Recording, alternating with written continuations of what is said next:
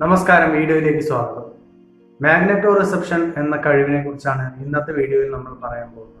ഭൗമോപരിതല കാന്തിക മണ്ഡലങ്ങളെ തിരിച്ചറിയാനുള്ള കഴിവിനെയാണ് magneto reception എന്ന് പറയുന്നത്. ഭൂമിയിലുള്ള പല ജീവജാലങ്ങൾക്കും മാഗ്നെറ്റോ റിസപ്ഷൻ എന്ന ശക്തിയുണ്ട്, അല്ലെങ്കിൽ അതിന്റെ ആ കഴിവുണ്ട്. പക്ഷേ മനുഷ്യരിൽ എല്ലാവർക്കും ഇത് കാണപ്പെടുന്നില്ല. മാഗ്നെറ്റോ റിസപ്ഷനെ കുറിച്ച് പഠിക്കുന്നതിന് വേണ്ടി 1980 മുതൽ തന്നെ ഒരുപാട് പരീക്ഷണങ്ങൾ നടത്തി വന്നിട്ടുണ്ട്. അതായത് വവ്വാലുകളിൽ, തേനീച്ചകളിൽ, തിമിംഗലങ്ങൾ, ഡോൾഫിനുകൾ, അങ്ങനെ ഒരുപാട് ജീവജാലങ്ങളിൽ ഇതൊക്കെ പരീക്ഷണമായി നടത്തിയിരുന്നു. പക്ഷെ ഇതിനൊന്നും ഉചിതമായൊരു തീരുമാനത്തിലേക്ക് എത്താൻ കഴിഞ്ഞില്ല. അങ്ങനെ മനുഷ്യരിലെ മാഗ്നെറ്റോ റിസപ്ഷൻ ഫീൽഡ്, അതിന്റെ ശക്തിയെ കുറിച്ച് പഠിക്കുന്നതായി ശാസ്ത്രജ്ഞർ റേഡിയോ ഫ്രീക്വൻസി വേവുകൾ ഉൾപ്പെടുന്ന ഒരു അറ നിർമ്മിച്ചു. ആ അറയ്ക്കുള്ളിൽ 1 മണിക്കൂർ മനുഷ്യരെ ഇരുത്തി തലച്ചോറിലെ 64 കോശങ്ങളിലും ഓരോ ഇലക്ട്രോഡുകൾ വെച്ച് അതിന്റെ തരംഗങ്ങളെ കുറിച്ചൊക്കെ മോണിറ്റർ ചെയ്തിട്ടുണ്ടായിരുന്നു. അങ്ങനെ 1 മണിക്കൂർ ഈ അറയ്ക്കുള്ളിൽ ഇരുന്ന് പുറത്ത് ശാസ്ത്രജ്ഞർ റേഡിയോ ഫ്രീക്വൻസികൾ അങ്ങോട്ടും ഇങ്ങോട്ടും മാറ്റിക്കൊണ്ടേയിരുന്നു. അങ്ങനെ മാറ്റുമ്പോൾ ഈ ഉള്ളിലിരിക്കുന്ന മനുഷ്യർക്ക് ഇത് എന്താണ് നടക്കുന്നത്, മാറ്റങ്ങളൊന്നും തന്നെ അനുഭവപ്പെടുന്നില്ല. പക്ഷേ തലച്ചോറിലെ ആൽഫ കോശങ്ങൾക്ക് ഒരു പ്രതികരണമൊക്കെ കണ്ടെത്തി. അതായത് ആൽഫ കോശങ്ങൾ ഇതിനോട് റിയാക്ട് ചെയ്യുന്നു, അങ്ങനെ മാറ്റങ്ങളൊക്കെ അനുഭവപ്പെടുന്നതായി കണ്ടെത്തി. ഈ ഒരു എക്സ്പെരിമെന്റ് പ്രകാരം മനുഷ്യന്റെ തലച്ചോറിലെ കോശങ്ങൾക്ക്, അല്ലെങ്കിൽ നമ്മളുടെ ബോഡിക്ക് മാഗ്നറ്റിക് ഫീൽഡ് വേരിയേഷൻസിനെ മനസ്സിലാക്കാനുള്ള കഴിവുണ്ട്. പക്ഷെ നമ്മുടെ മനസ്സിൽ അത് എന്താണ് നടക്കുന്നത് എന്നൊന്നും നമ്മൾക്ക് അറിയാനുള്ള ഒരു കഴിവില്ല. അപ്പോൾ ഇങ്ങനെ ഒരു കഴിവ് വെച്ചുകൊണ്ട് ചിലപ്പോൾ ഭാവിയിൽ എന്തെങ്കിലും ഉപകാരപ്രദമായ എന്തെങ്കിലും കാര്യങ്ങളൊക്കെ കൊണ്ടുവന്നേക്കാം. അതുപോലെ തന്നെ ഇത് ഉപയോഗിച്ചുള്ള ഫ്രോഡ് പരിപാടികളും ഇഷ്ടംപോലെ ചിലപ്പോൾ വന്നേക്കാം. അതായത് മാഗ്നറ്റിക് ഫീൽഡ് ഉപയോഗിച്ച് രോഗമുക്തി അങ്ങനെയുള്ള കാര്യങ്ങളൊക്കെ ഉണ്ടാവും എന്നുള്ളതിൻ്റെയൊക്കെ ചിലപ്പോൾ അങ്ങനെയുള്ള തട്ടിപ്പുകളും ഉണ്ടായി വന്നേക്കാം. ചിലപ്പോഴൊക്കെ ചിലർക്കെങ്കിലും തോന്നിയിട്ടുണ്ടാവും, നമ്മളൊരു ഒറ്റപ്പെട്ട സ്ഥലത്ത്, അല്ലെങ്കിൽ നമ്മൾക്ക് തിരിച്ചറിയാൻ പറ്റാത്ത ഒരു സ്ഥലത്ത് ചെന്ന് പെട്ട് കഴിഞ്ഞാൽ നമ്മൾ ചിലപ്പോൾ സ്വയമായി ചിന്തിക്കും, ഈ സ്ഥലത്തേക്ക് പോയാൽ ഇവിടെ ഈ ഒരു സ്ഥലങ്ങളാണ് ഈ ഭാഗത്ത്, അല്ലെങ്കിൽ ഈ ഒരു വശത്ത് ഇന്ന മാതിരിയുള്ള സ്ഥലങ്ങളാണ് എന്നൊക്കെ നമുക്ക് ചിലപ്പോൾ ഒരു തോട്ടൊക്കെ വന്നേക്കാം. അങ്ങനെയുള്ള ആ ഒരു കഴിവ് ചിലപ്പോൾ ഈ മാഗ്നെറ്റോ റിസപ്ഷൻ കഴിവ് ബന്ധപ്പെട്ടിട്ടായിരിക്കും കിടക്കുന്നുണ്ടാവുക. ഇതുപോലെ നായ്ക്കളിലെ മാഗ്നെറ്റോ റിസപ്ഷന്റെ കഴിവുകളെ കുറിച്ച് പഠിക്കുന്നതിന് വേണ്ടി പുതുതായിട്ട് റിസർച്ചേഴ്സ് ഒരു എക്സ്പെരിമെന്റ് ചെയ്യുകയുണ്ടായി. അതായത് 27 വേട്ടപ്പട്ടികൾ ഉൾപ്പെടുന്നതായിരുന്നു ആ എക്സ്പെരിമെന്റ്. 27 വേട്ടപ്പട്ടികൾ 10 ബ്രീഡുകളിൽ നിന്ന് തിരഞ്ഞെടുക്കുകയും അതിൽ ഓരോന്നിനും GPS, ക്യാമറ അതുപോലുള്ള വസ്തുക്കളൊക്കെ വെച്ചുകൊണ്ട് ഈ വേട്ടപ്പട്ടികളെ അതിന്റെ ഉടമസ്ഥൻ യജമാനിൽ നിന്നും ദൂരെ ഒരു കാട്ടിലേക്ക് മാറി വെവ്വേറെ സ്ഥലങ്ങളിലായിട്ട് വിട്ട് പോകുന്നു. ദൂരെ ഒരു കാട്ടിലാവുമ്പോൾ ഈ നായകൾക്ക് യജമാനന്റെ സ്മെല്ല് വെച്ചുകൊണ്ട്, ആ ഒരു സ്മെല്ലിംഗ് എബിലിറ്റി വെച്ചുകൊണ്ട് തിരിച്ച് പാതയിലോട്ട് വരാനൊന്നും കഴിയില്ല.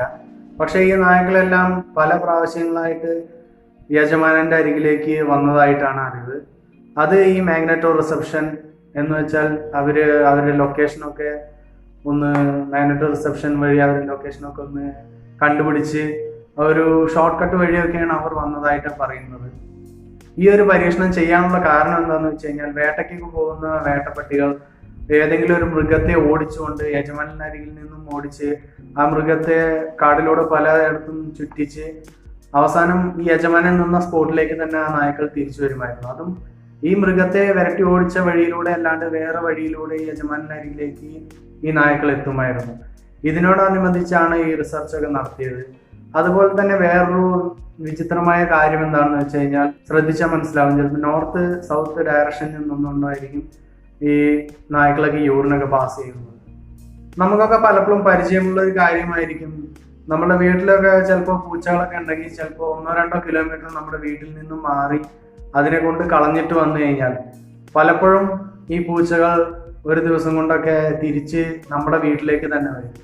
എന്ന് വെച്ച് കഴിഞ്ഞാൽ നമ്മൾ കൊണ്ടുവിട്ട റോഡിലൂടെയുള്ള വഴിക്കൊന്നും അല്ലാണ്ട് പല വഴികളിലായി ഇത് കറങ്ങി തിരിഞ്ഞ് ഇത് വീട്ടിലേക്ക് തന്നെ വന്നു ചേരുന്ന ആ ഒരു അവസ്ഥ, അത് ഈ മാഗ്നെറ്റോ റിസപ്ഷൻ വഴിയായിരിക്കണം. ലൊക്കേഷനൊക്കെ സെൻസ് ചെയ്ത് അത് ആ ഒരു വഴിയിലൂടെ ആയിരിക്കണം ഈ പൂച്ചകളൊക്കെ തിരിച്ച് വീട്ടിലേക്ക് തന്നെ വരുന്നത്.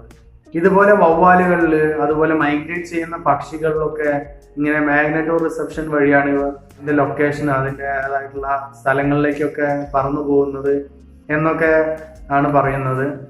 ഈ മാഗ്നെറ്റോ റിസപ്ഷൻ മാത്രമല്ല, ഇതുപോലെ ഒരുപാട് കഴിവുകൾ മനുഷ്യരിലും മൃഗങ്ങളിലൊക്കെ ഇങ്ങനെ ഒളിഞ്ഞു കിടപ്പുണ്ട്. മാജിക് ഷോകളിലൊക്കെ കണ്ടു കാണും, മാജീഷ്യൻ ഒരു മനുഷ്യനെ വായുവിലൂടെ പൊക്കുന്നതായിട്ട് ഒരു ക്ലോത്ത് ഒക്കെ മൂടിയിട്ടുണ്ടാവും. പക്ഷെ അത് ഫേക്ക് ആണോ റിയൽ ആണോ എന്നും നമുക്കറിയില്ല. പക്ഷെ അതുപോലുള്ള ഒരു കഴിവിനെയാണ് ടെലികൈനസിസ് എന്ന് പറയുന്നത്. അതായത് ഒരു വസ്തുവിനെ സ്പർശിക്കാതെ തന്നെ ആ വസ്തുവിനെ അനക്കാനുള്ള ഒരു കഴിവിനാണ് ടെലികൈനസിസ് എന്ന് പറയുന്നത്. ഇതുപോലെ തന്നെ ടെലിപ്പതി എന്നൊക്കെ നമ്മൾ കേട്ടിട്ടുണ്ടാവും. വേറൊരു മനുഷ്യന്റെ മനസ്സിനെ നമ്മൾ അറിയുക, ആ മനസ്സിൽ വിചാരിക്കുന്ന കാര്യങ്ങൾ നമ്മൾക്ക് അറിയാൻ സാധിക്കുന്ന എല്ലാ കാര്യങ്ങളും ഇല്ല. ഇതുപോലെ തന്നെ പ്രീ കോഗ്നിഷൻ, പ്രോകൈനസിസ്, സ്പേസ് ഷിഫ്റ്റിംഗ്, അങ്ങനെ ഒരുപാട് കഴിവുകളൊക്കെ ഉണ്ട് മനുഷ്യർക്ക്. നമ്മുടെ തലച്ചോറിന്റെ 10% മാത്രമാണ് നമ്മൾ ഉപയോഗിച്ചിട്ടുള്ളത് എന്നുള്ളതാണ് ഒരു നിഗമനം. അതുപോലെ തന്നെ ആൽബർട്ട് ഐൻസ്റ്റീൻ ആണ് ഏറ്റവും കൂടുതൽ ബുദ്ധി ഉപയോഗിച്ചിട്ടുള്ളത് എന്നും പറയുന്നുണ്ട്. 10% ബുദ്ധി ഉപയോഗിച്ചിട്ട് തന്നെ നമ്മൾ ഇങ്ങനെയൊക്കെ ഉണ്ടാക്കിയെടുക്കുന്നുണ്ട്. അപ്പോൾ പിന്നെ 100% ബുദ്ധി ഉപയോഗിച്ചാൽ നമുക്ക് എന്തൊക്കെ ചെയ്യാൻ കഴിയും? നമുക്ക് മൊത്തമായി കൺട്രോൾ ചെയ്യാൻ പറ്റും. ചിലപ്പോൾ ഭൂമി, സൂര്യനെയൊക്കെ കൺട്രോൾ ചെയ്യാൻ പറ്റുമായിരിക്കും. ഇംഗ്ലീഷിൽ ലൂസി എന്ന് പറയുന്ന ഒരു ഫിലിമുണ്ട്. അതിൽ പറയുന്നുണ്ട്, അതായത് ഒരു പെൺകുട്ടിക്ക് 100% ബുദ്ധി വർക്കിംഗ് ആവുകയും പിന്നീട് ആ കുട്ടി ചെയ്യുന്ന പല രസകരമായ ത്രില്ലിംഗ് ആയിട്ടുള്ള കാര്യങ്ങളൊക്കെയാണ് ആ സിനിമയിൽ പറയുന്നത്. എന്ത് തന്നെ ആയാലും ഈ ഒരു വിഷയത്തെക്കുറിച്ചുള്ള നിങ്ങളുടെ അഭിപ്രായങ്ങളും നിർദ്ദേശങ്ങളും എല്ലാം കമന്റിലൂടെ അറിയിക്കുക. നന്ദി, നമസ്കാരം.